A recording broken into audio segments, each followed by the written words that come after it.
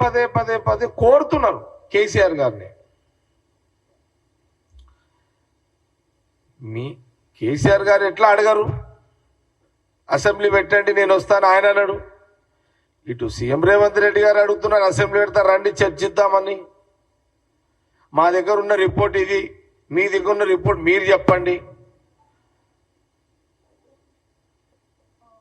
ఇటు ముఖ్యమంత్రిగా అడుగుతున్నాడు, అటు ప్రతిపక్ష నాయకుడిగా మీరు మాట్లాడండి. కేసీఆర్ గారు ఈ సెకండ్ బెంచ్ లీడర్లు ఎందుకు మాట్లాడుతున్నారు?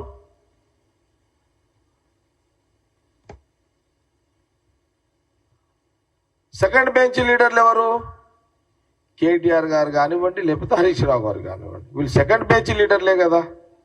ప్రోటోకాల్ అసలు ప్రోటోకాల్ అంటే కేటీఆర్ గారికి ఏమైనా అవగాహన ఉన్నదా? ఒక రెండు పర్సనాలిటీల గురించి వివరిస్తున్నా ఇప్పుడు. ఒకటి రేవంత్ రెడ్డి గారి గురించి, రెండు కేసీఆర్ గారి గురించి.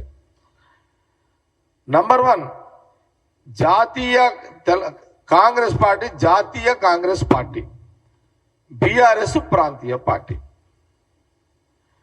ఈ జాతీయ Congress party Telangana PCC president గతంలో రేవంత్ రెడ్డి గారు ఉండే. ప్రాంతీయ పార్టీ అధ్యక్షుడిగా బీఆర్ఎస్ కి కేసీఆర్ ఉండే, ఇప్పుడు కూడా ఉన్నాడు.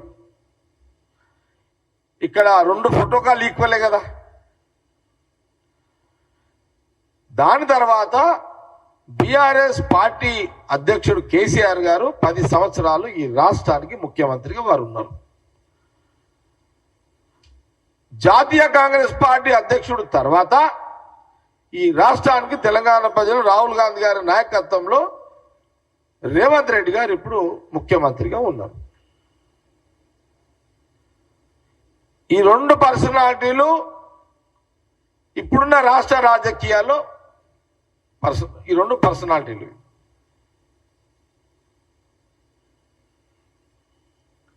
సెకండ్ బెంచ్ వాళ్ళు ఎందుకు వస్తున్నారు ఇళ్లకు? రెండో బెంచ్ స్టూడెంట్స్ ఎందుకు వస్తున్నారు ఇందులోకి? ఏం అవసరం ఉంది?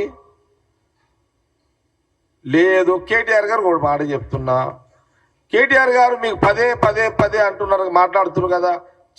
అయినా రేవంత్ రెడ్డి గారు ఏమంటున్నారు, కాంగ్రెస్ పార్టీ ఏమంటున్నది? అసెంబ్లీ పెడదాం రండయ్యా అని ఈయన అడుగుతుంటే, కంట్రీ క్లబ్కు రా, లేకపోతే అదేంది ప్రెస్ క్లబ్కు రా, బోర్డ్స్ క్లబ్కు రా. అరే అసెంబ్లీ ఎందుకు ఉన్నది మరి? ఇవన్నీ తీసేసి మరి అండే కూర్చోండి రోజు. ఇక కళ్ళు దుకాణానికి ఒకటి రా అని చెప్పలేడు ఆయన. ఇక అది ఒక్కటి మిగిలింది కేటీఆర్కి. ఇక కళ్ళు దుకాణం ఒకటి అంటలేడు, ఎట్లా ఉంది. ఇక అసెంబ్లీ ఎందుకు మరి? ఇక ఈ బిల్లు, అసెంబ్లీ, ఈ చట్టం ఎందుకు, అసెంబ్లీ ఎందుకు, ఇవన్నీ ఎందుకు?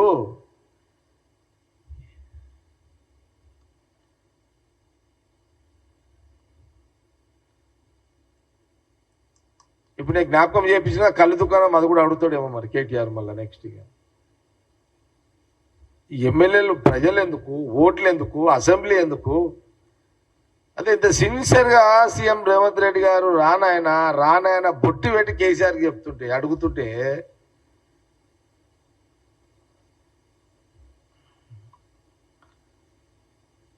రండి క్లారిటీ వస్తుంది కదా. ముఖ్యమంత్రిగా రేవంత్ రెడ్డి గారు ఏం మాట్లాడతారు, ఏం వివరణ ఇస్తారు, ఏం చెప్తారు? ఇరిగేషన్ మినిస్టర్ ఉత్తమ్ కుమార్ రెడ్డి గారు ఏం మాట్లాడతారు? కేసీఆర్ గారు నువ్వేం అడదలుచుకున్నావు అడుగు. ఇవన్నీ వదిలే కేటీఆర్ గారు. ఇక ఈ కళ్ళు బొల్లి మాటలు మాట్లాడకి అన్నీ అయిపోయినాయి ఇవన్నీగా. ఇప్పుడు ఏంది అసలు? నీళ్ళ కోసమే తెలంగాణ.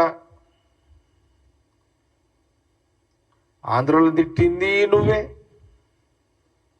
ఆంధ్ర నాయకులను తిట్టింది నువ్వే, ఆంధ్రలో నిలగొడదామన్నది నువ్వే.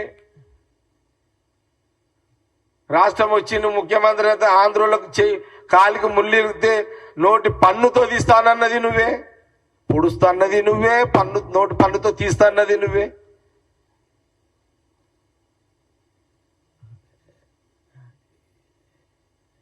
కేటీఆర్ గారు మీరు దీనికి జవాబు చెప్పండి. నేను అడుగుతున్నా కదా, కేటీఆర్ గారిని అడుగుతున్నా కదా. మీ స్వయంగా మీ నాయన, నువ్వు, నీ చెల్లెలు, నీ బామ్మడిది, మీ ఫ్యామిలీ ఆంధ్రలో తిట్టి ఈ రాష్ట్రానికి ముఖ్యమంత్రి అయిపోయారు, తెలంగాణ రాష్ట్రానికి. అయిన తెల్లారి ప్లేట్ పల్టాయి చేసిరు.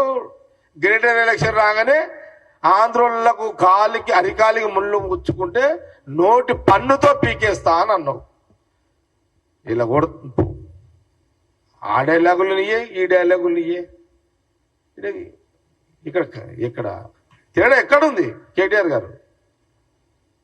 అవును, అప్పుడు నీకు తెలంగాణ ప్రజలను రెచ్చగొడితే ఎమోషన్ల రాష్ట్ర విభజన జరుగుతుంది, మీరు ముఖ్యమంత్రి అవుతారు, మీ ఎజెండా అది.